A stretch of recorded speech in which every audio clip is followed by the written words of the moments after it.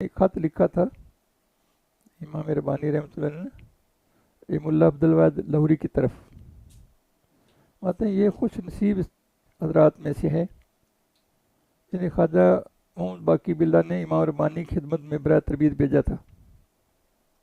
آپ نا کثیر المراقبہ، کثیر العبادت تھے، تو بڑی ذوق شوق سے عبادت کرتے تھے، مراقبہ کرتے تھے، معافی اللہ سے آنکھیں بند کر لیتے نا اللہ کی یاد میں۔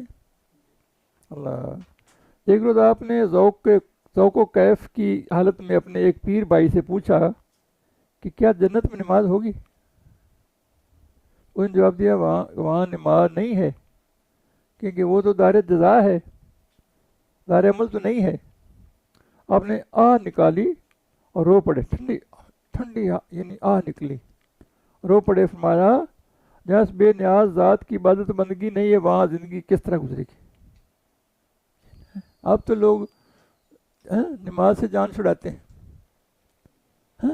حکم ہوگا نا، یہ صورت مدثر میں ہے کہ وہ ان سے پوچھا جائے گا تمہیں کیا چیز دوزخ میں لے گی، تو وہ کہ ہم نماز نہیں پڑھتے تھے، مسکین کو کھانا نہیں دیتے تھے، اور بیہودہ لوگوں کے ساتھ بیٹھ کے بیہودگی کی باتیں کرتے تھے۔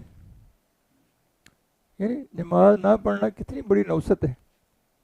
ایک آدمی نماز نہیں پڑھتا، اس کے گھر میں داخل ہوتا ہے، اس کی نوست ہے کہ 19 شیطانوں کے ساتھ داخل ہوتے ہیں گھر میں، تو گھر میں کوئی 2-3 بندے پہلے موجود ہوں جو کہ نماز نہیں پڑھتے، 19 ان کے ہو گئے، تو 19 ان کے ہو گئے، 19 گنتے گنتے دیکھو سینکڑا تو شیطانوں کو ہوگا جو ہمارے جو ساتھ ڈیوٹی پہ شیطان کے علاوہ، تو یہ نہیں کام ہوا تھا، نفس ہمارا اور یہ شیطان نے لوگوں کو راہ حق سے بلایا ہوا ہے، تو وہ پھر نوست گھر میں ہوگی، پھر بے برکتی ہوگی، پھر گھر میں عداوتیں پیدا ہوں گی، پھر جھگڑے ہوں گے، پھر ایک دوسرے کو دشمن جانیں گے، صبح سوئے رہیں گے، مثال کے طور پہ شیطان پیشاب کر کے کان میں چلا جائے، ساتھ نوست رہے گی، صبح اٹھ کے اللہ کی ذکر کریں گے، اللہ کی یاد میں روئیں گے، سورۃ یاسین پڑھیں گے، استغفار توبہ کریں گے، رحمت درشی پڑھیں گے، وقت کے ٹائم شیڈول بنائیں گے، اللہ کے رسول کی زندگی تابع زندگی گزارنے کے، پھر برکتیں آئیں گی۔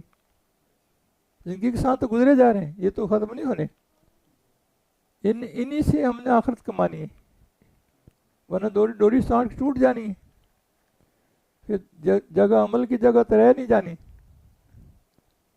پھر کہے گا اللہ مجھے واپس بھیج دے کہ میں تیرے راہ میں خرچ کروں اور نیک سال ان میں سے ہو جاؤں، یہ تمنا کرے گا، مگر تب تو اللہ نہیں بھیجے گا۔ اب موقع ملا ہے، اب اس سے فائدہ اٹھانا چاہیے، ہے نا۔ وہ کما رہے ہیں کہ وہ دیکھو جس بے نیاز ذات کی بات بندگی نہیں تو وہاں زندگی کس طرح گزرے گی۔ حضرت ملا یہی بندہ عبدالواحد کا بیان ہے کہ ان ایام میں حضرت امام ربانی رحمۃ اللہ علیہ تشریف لائے، ایک سبزی فروش بوڑھا آپ کی زیارت کے لیے حاضر خدمت ہوا، تو آپ نے اس کی بڑی عزت کی، اس کے احترام دیا، ویسے بزرگوں کو احترام کرنا چاہیے۔ یہ سفید بالوں کا اگر سفید بال ہو نا اور صاحب حیا بندہ، اس کا اللہ بھی حیا کرتا ہے، فرشتے حیا کرتے ہیں، مخلوق کو بھی کرنی چاہیے، لیکن ہو بزرگ صاحب حیا ہو خود، اللہ عمر سے تو نہیں بزرگی آتی نا، اللہ کی فرمانبرداری سے بزرگی آتی۔ اس نے بڑی عزت کی، جیسے دوسروں کو حیرانی ہوئی کہ یہ سبزی فروش ہے، بوڑھا بندہ، بابا یہ حضرت صاحب ان کا بڑا عزت احترام کر رہے ہیں۔ جب حضرت امام ربانی سے اس عزت کی افزائی کا دریافت کیا گیا تو آپ نے فرمایا یہ شخص ابدال ہے،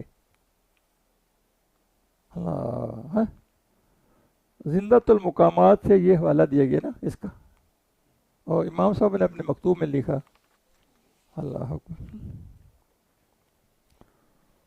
اللہ میں سمجھ نصیب فرمائے اور حضور پاک صلی اللہ علیہ وسلم کی محبت میں زندگی گزارنے کی توفیق عطا فرمائے۔ اللہ اکبر۔ یہ کہا کہ ان کی یعنی صحبت بیٹھو تو یعنی حاضر دل لے کے بیٹھو، اللہ اکبر۔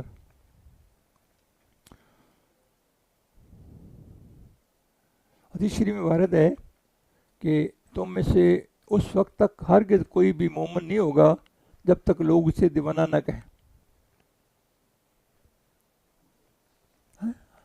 اللہ، مومن کے لیے بڑا مقام ہے، مسلمان پھر مومن پھر جو اپنی پسند کرتا ہے مومن وہ بھائی کے لیے پسند کرتا ہے.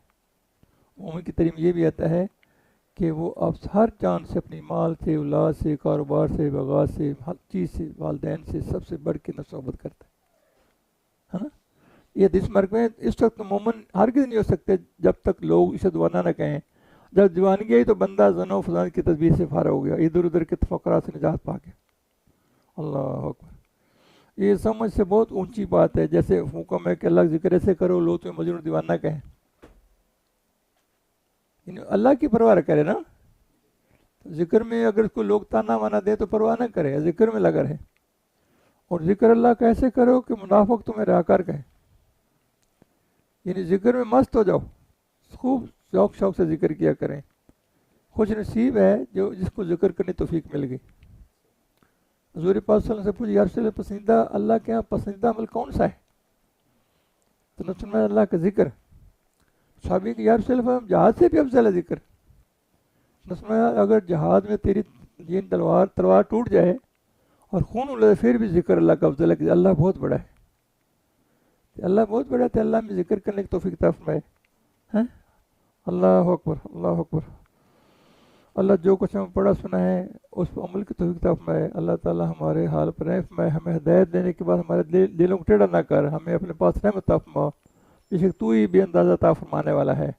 اللہم صلی اللہ سیدنا محمد ربنا ظلمنا انفسنا وان لم تغفر لنا وترحمنا بالله وربنا بالاسلام دينا لئن انت مقصودي ورضاك مطلوبي اللهم ادخل الجنة مع الابرار يا عزيز يا خير رب العالمين يا ارحم الراحمين يا اكرم حق لا الحمد